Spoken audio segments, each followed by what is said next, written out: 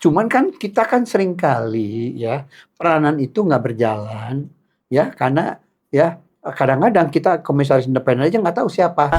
Jangan timbul korban gaji sama negara, beban negara lah, ya bayangin. Tetapi banyak merugikan jutaan. Ya, ayo mau nggak bapak-bapak semuanya? Jadi mantan dirut bursa, mantan pejabat OJK dan sebagainya.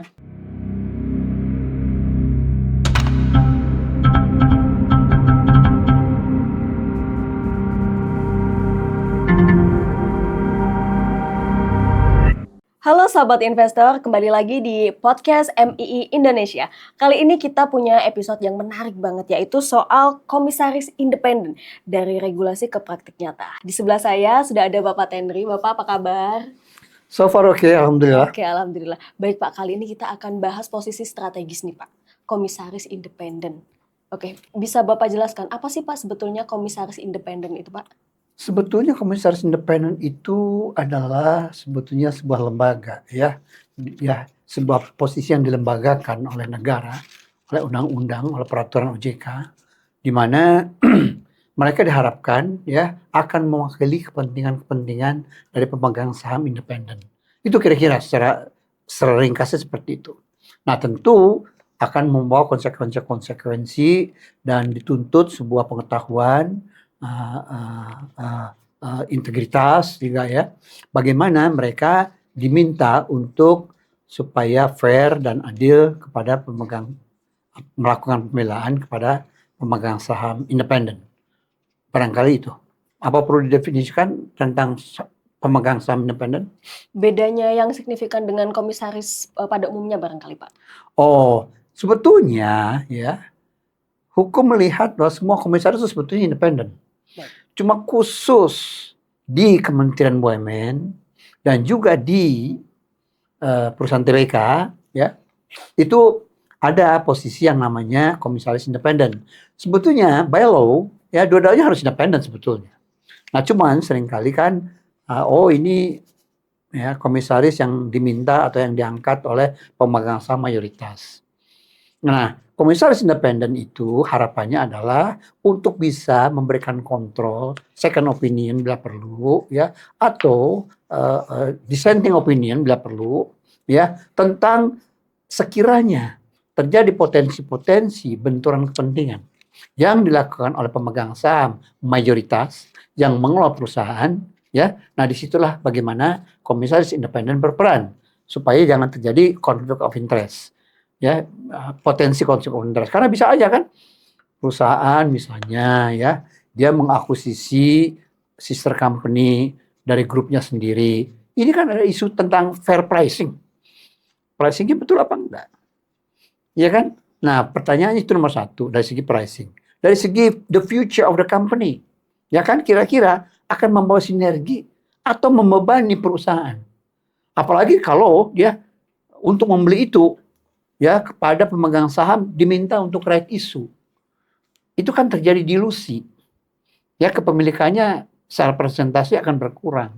Nah, kemudian ya pertanyaannya dengan adanya entitas baru ya anak perusahaan baru, apakah memberikan sinergi yang baik atau tidak? Nah, kalau tidak ya tentulah mereka berhak untuk mengadakan say no. Ya, karena merugikan kepentingan pemegang saham independen. Kan bisa-bisa saja ya karena sister company-nya, karena affiliate company, mereka transaksinya itu kan lebih favorable kepada pemegang saham mayoritas. Ya it could happen lah.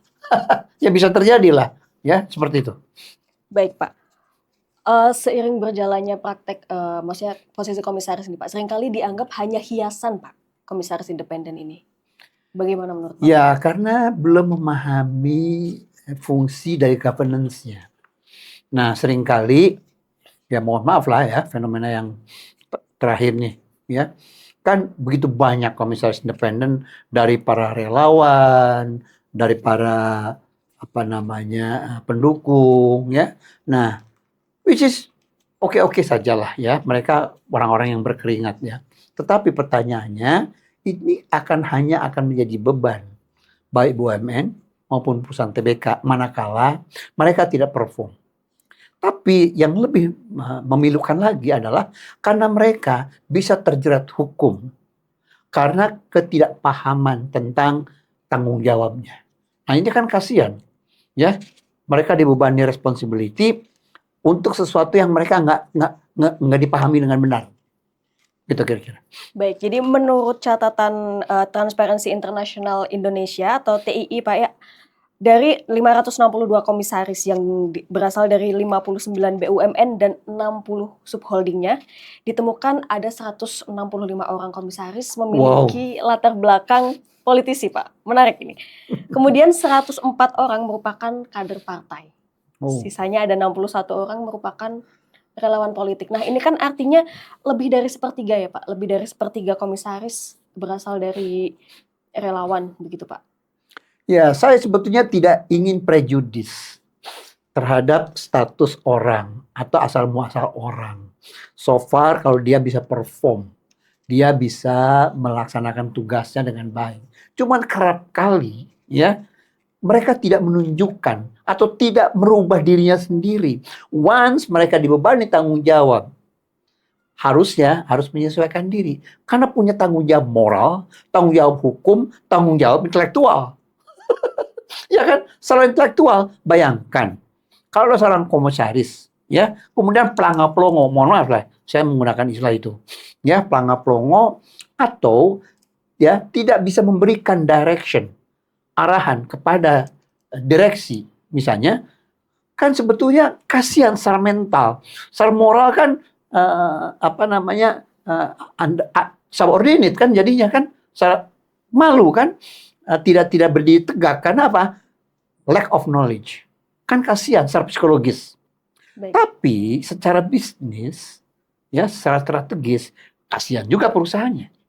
Karena hanya jadi beban aja. Ya, hanya akan jadi beban perusahaan. Ya, apalagi BUMN, come on. Ini adalah perusahaan negara. Ya, milik rakyat Indonesia. Please don't abuse. Ya, just because of ya mereka partisan, mereka relawan dan sebagainya. Nggak ada masalah dengan mereka, karena itu hak konstitusional. Orang menjadi apa, ya sepanjang tidak melanggar hukum, that's fine. Tapi mari kita wujudkan tanggung jawab intelektualnya, tanggung jawab pengetahuannya, tanggung jawab hukumnya. Karena kalau tidak, akan end up digeret KPK. Kan kasihan. Gitu kira-kira.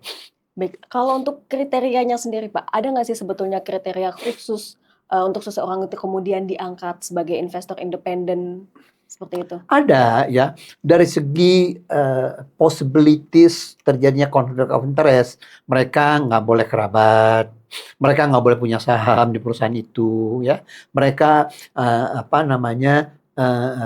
bukan dari tadi kan kerabat sudah, bukan bahkan kalau teman barangkali ada ya, gimana bisa memutuskan pertemanan ya, agak susah juga ya. Tetapi semua parameter yang memungkinkan atau yang akan mengakibatkan seseorang itu melakukan tindakan-tindakan yang bertentangan dengan governance ya GCG. Nah, itu justru sebetulnya yang tidak diperkenankan ya. Banyak kriterianya ya, nggak boleh punya saham, nggak boleh kerabat, nggak boleh banyak lah ya. Nanti bisa dielaborasi lah. Baik Pak, karena mengingat posisi yang strategis tadi Pak, sebetulnya kalau untuk peran komisaris independen dalam praktek good governance itu seperti apa Pak? Oke, jadi sebetulnya ya, ini untuk mencegah supaya jangan sampai terjadi atau mengawasi transaksi-transaksi yang berpotensi terjadinya benturan kepentingan, seperti contoh yang tadi. Ya misalnya ya, baru aja TBK, udah dapat uang dari publik banyak, triliun. Habis itu, uang yang sama dipakai untuk akuisisi anak-anak perusahaannya. Kan sebetulnya sama aja kan vector listing, sebetulnya. Ya kan? Nah, kalau dari awal, mungkin sudah didisclose di prospektus, mungkin lebih transparan. Tapi kalau misalkan akuisisi dilakukan kemudian, kan ada pertanyaan tentang fairness, tentang pricing-nya. Ya kan? Satu. Nah, kemudian juga tentang strategic function-nya. Apakah kemudian dia akan mensupport, memperkuat perusahaan itu atau tidak? Nah, disitulah sebetulnya letak fungsi-fungsi strategis dari komisaris independen. Ya, tentu dia dituntut bukan hanya sekedar tahu hukum, tahu valuasi, ya, tahu penilaian perusahaan, tetapi juga paham tentang sinergitas. Apakah akan membebani perusahaan atau menciptakan sinergi, ya, dalam rangka misalkan membesarkan perusahaan yang baru saja go public gitu ya, kira-kira seperti itu. Baik Pak, kalau sejauh ini kita lihat peran komisaris yang sebetulnya sangat strategis, tapi nampaknya tidak dibarengi dengan sesuatu yang bersifat konsekuensi, begitu Pak. Jadi ketika ada job desk, misalkan tadi seperti yang Bapak sudah bilang, komisaris harusnya begini begitu, tapi dalam praktiknya ketika itu tidak dijalankan, seperti tidak ada yang mengawasi Pak. Sebetulnya undang-undang akan mengawasi. Baik. Kalau sampai terjadi transaksi-transaksi yang bertabrakan, yang berpotensi adanya benturan kepentingan, dan public meng-question itu, pemegang saham minoritas itu punya hak.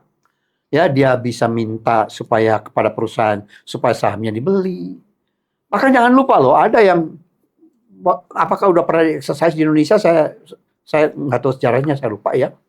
10% pemegang saham independen bisa meminta pembubaran perusahaan, lo jangan lupa. Sebetulnya undang-undang memberikan perangkat hukum yang cukup sakti, ya, walaupun mungkin belum pernah di-exercise. Ya. Baik, berarti sebetulnya the power of investor independen itu sekuat itu ya Pak? Yes. Pada akhirnya melalui keterwakilan komisaris independen. Betul. Baik.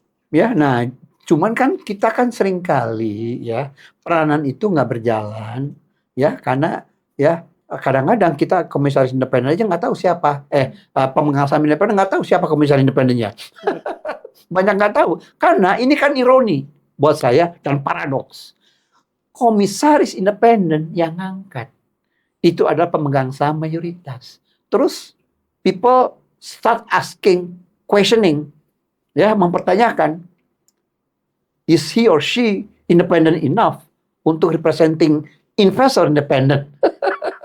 Kan itu pertanyaan jadinya, ya, raising some curiosity. Jadi untuk mendongkrak atau memberi kesadaran kepada investor independen ini bahwa mereka sebetulnya memiliki peran yang strategis. Posisi MII Indonesia seperti apa, Pak? Nah, jadi sisi idealnya ya bahwa MII juga pengen mengedukasi. Kalau maki-maki aja gampang lah, ya, blaming, ya, seperti banyak podcast, seperti banyak acara-acara di TV gitu kan. Itu kan untuk soap opera, ya, menarik lah, ya, ada macam-macam kan, ada kontroversi dan sebagainya, which is sebetulnya jadi tontonan yang menarik. Ya tentu kita tidak ingin menonton ya, something yang ironical. Itu kan ironi, yang mau jadi tontonan, ya kan? Nah, kita pengen mengedukasi mereka supaya apa? Jangan timbul korban.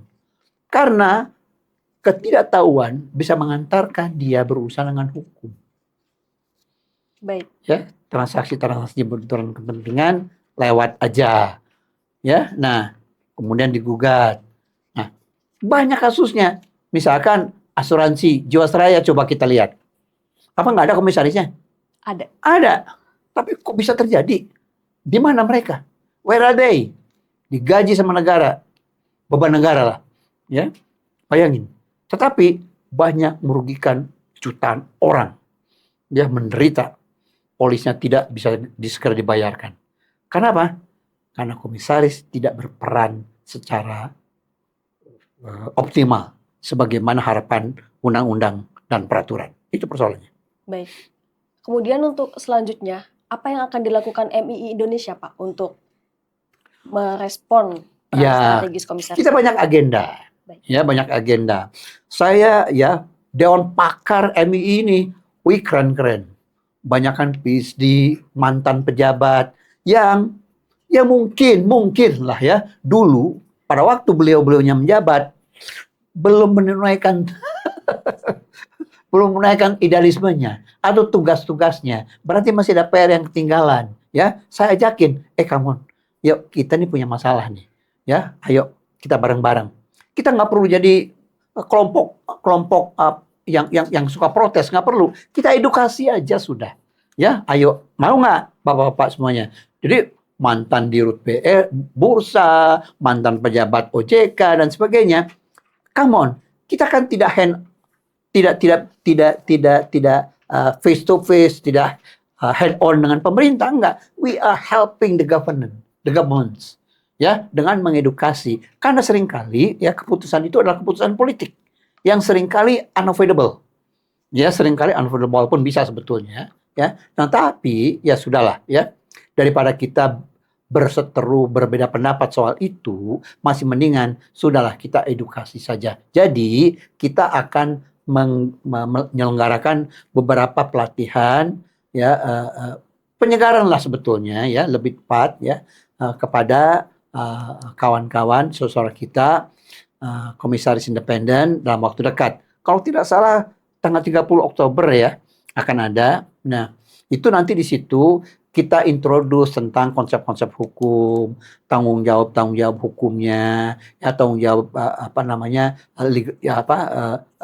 bisnisnya seperti apa. Nah, kita akan sharing dengan mereka, ya, agar jangan sampai karena ketidaktahuannya kemudian mereka berurusan dengan hukum. Kan kasihan.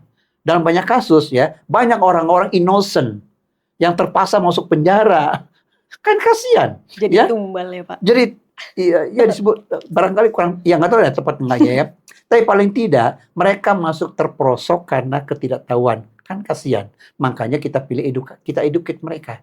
Baik. Begitu kira-kira. Baik. Pembahasan kali ini daging banget nih Sobat Investor, tapi sayang sekali Pak Tenri waktu kita sudah selesai. Dan untuk Sobat Investor, jangan lupa tanggal 30 Oktober 2025, MII Indonesia mengadakan training untuk komisaris independen. Untuk info selengkapnya bisa pantau sosial media MII Indonesia. See you on the next podcast.